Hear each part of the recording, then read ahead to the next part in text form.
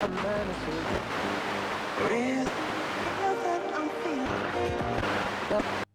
a bit of an update before we start this week. I'm going to reduce the frequency of these things for a while, so not necessarily going to do a video every week. That's not because I'm losing interest in it. There's quite a big pipeline that I haven't looked at, but there's also some of the projects, some of which we've seen videos of, that I started but didn't quite finish, and I need a bit of time to actually complete those without having to get to a time scale of having to do things once every week. Now, I know people like to see more frequent things, but on the other hand, slowing things down a bit will make things a bit higher quality, I hope. That said, let's get into this week's radio. And I think this week people may be having a bit of a how are the mighty fallen moment looking at this radio. This is a Grundig Yacht Boy. No, really, it is a Grundig Yacht Boy. Look, I'm going to take the lid off here. Yacht Boy 206, there you go. This was produced in the 1990s, and, you know, I pretty much had the first reaction that I think a lot of people will have, like, this isn't a Yacht Boy. This is a Yacht Boy. But this is a Yacht Boy, and probably one of the last ones, you know. Now, when I look at this, I'm sort of put in mind of the decline of Grundig from the glory days of that Yacht Boy to this plasticky-looking thing, really. The 1990s, they were taken over by Philips. Eventually, they went bankrupt. Sad story, really, like those snooker players that sneak into the first round of the World Championship and go no further, living on past glories. But I don't really want to be too negative about this, because it is a Yacht Boy, and I think in some aspects it's worthy of the name. I mean, it has 12 shortwave bands, which is sort of slightly an exaggeration in that what they've done is combined a lot of what would be in one band if you had a bigger radio, but it'd be very difficult to tune them if you had the normal 13 and 25, 31 and 49 bands. It has got a couple of ones that you see that are just above the medium wave as well. And it's got the usual long wave, medium wave and FM. It's also, this model has also got a little alarm clock built into it, which is nice. So we'll have a look at that. Telescopic aerial, yeah, the ends come off, and yes, it's got a little bit of droop, which we might need to address as well, or if we can find a way to replace it, that would be good. Nothing in the way of tone controls or any audio other than the volume control here. It doesn't, although it is quite plasticky, it doesn't actually feel cheap and nasty, really, in the sense that some plasticky things do. It's hard to convey that on video, but it doesn't actually feel that bad. So it's got a battery compartment at the back. There is an option for a separate DC power here, 4.5 volts. I suppose you could power that from a USB, really. It wouldn't be very much over. So battery compartment here, not particularly easy to get open. It takes actually 4 1.5 volt AA batteries, but one of those batteries that goes in the bottom here is just for the clock. So if you just want to keep the clock going, you can take the other batteries out and leave that one in, and the clock will still be powered up and it still work as an alarm. I'm not sure why you'd want to do that, but there you go. But anyway, let's get some batteries in and see what we get. Right, so we've got a little switch here at the top, so you've got off and on and alarm mode. So I'm in off, let's put it on. Whoa! Now the volume, let's switch it off again. The volume's right down there, and see if it's,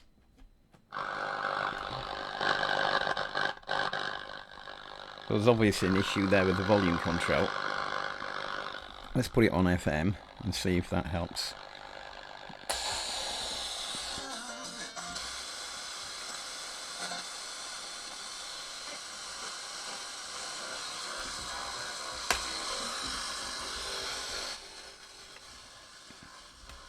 Well, I think we can say it works, but I don't think we can do much more with it until we've sorted out that volume control. So we need to get it apart, and while we're doing that, we can sort out the aerial, I suppose.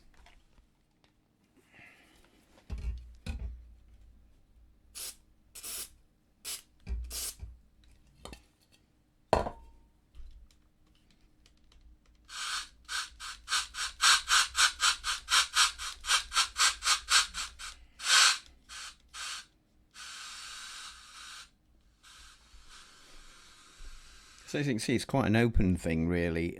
All there is, if we try and come in a little closer,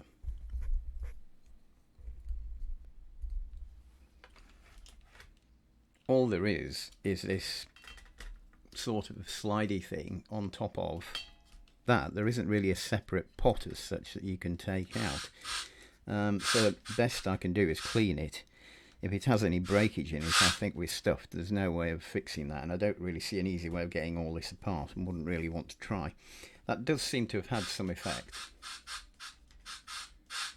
Obviously clean some of this up, which would be good. And let's have a look at the telescopic aerial. So let's get the batteries out again. Right, let's have a look at this aerial situation. So it does screw into there with a single little screw that you can get it from the outside. So actually I don't really even need to dismantle the radio to change this, I suppose. But what I've got to do is see if I can find an aerial that fits, which, as you know from previous episodes, is always a bit of a challenge. This one looks as if it will, but it hasn't got any rotatability, so that's not really much good. This one has, but doesn't fit through the hole. So I could potentially do my usual trick of, but there's really not much scope to make that hole bigger. I suppose it's possible. The other, and if that was the case, would it fit? I think it probably would. Just another option, which I've just thought of, is why don't I just take the end off this one and put it on that one? Will that work? It's worth a try, isn't it? The screws look about the same size on the end points there, so let's try that. Now I've cleaned this volume control, but unfortunately it's still quite jumpy at the bottom end and uneven, and gets loud too quickly and makes it very difficult to control. And I don't think there's anything more I can really do with the control itself, because it's obviously got some damage at the bottom of the track and it's not really fixable. I can't pull it apart. There isn't a replacement available for it. So I'm going to take another approach, which is to put a resistance across the control and try and move the sensitivity around a bit, move the bit where it would make it more progressive essentially at the bottom end, without the sacrificing some of the top end volume, which is very loud anyway, so I don't think that's really a problem. Anyway, I'm just going to demonstrate this. I'll stick a resistor across, and I'll start with this, what's that one? 10k. So if I put 10k across it, what happens? Let's just do that. Now we do have to be a bit careful turning this around, because the batteries are all going to fall out if I don't keep my hand on it. Oh, this wire is stuck here because there's no FM aerial on there at the moment, because I've taken the back cover off. So let's see if I can get that turned around and see.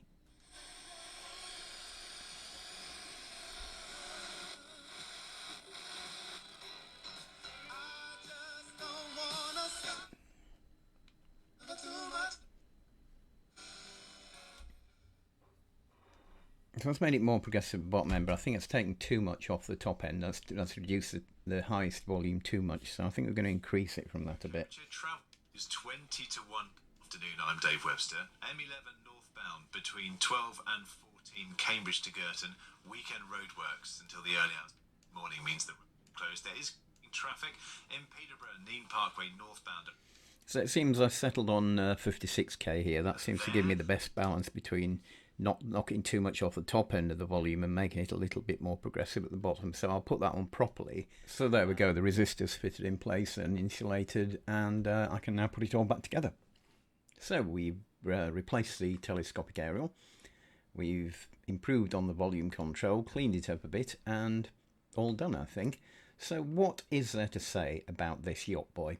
Well, I think I get a bit hung up because of my age and the fact that I coveted the great old battleship Yacht Boy that I now have one of.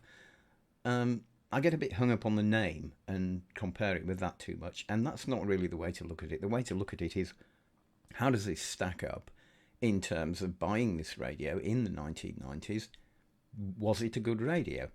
And I think that's the basis on which I ought to treat it, really, rather than comparing it with something which it was never really meant to be a replacement for, I think. I think this is more of a little travel radio.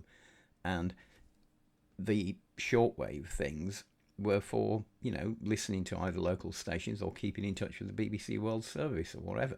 Although you probably didn't need 12 bands to do that. So on that basis, what is it like? Well, I think, as I sort of hinted earlier, the actual quality, even though it's plasticky, it is plastic, but the actual quality of the plastic is pretty good. It's screwed together very well, even though it's only screwed together with just 2 screws, and that's not a screw holding it in, that's only a screw holding the aerial in. It still feels pretty solid. It doesn't creak or anything. Also, it's got this nice little touch here, which I did like. It's this little flap, apart from giving you the model number and things, allows you to put it at a jaunty angle, which sometimes is the sort of angle you'd want your radio at. Now, in terms of sound quality, answer just from the remains themselves. The smoking gun or the smoking bullet, the weapon embedded in the body, or the... it's not bad, really. I think you've got the limitation of having a tiny speaker. There's not much you can do about that. It does okay. It would have been nice to have had a tone control of some sort, I think. Although it's difficult to see where they'd have fitted it in. It's a bit tight in here.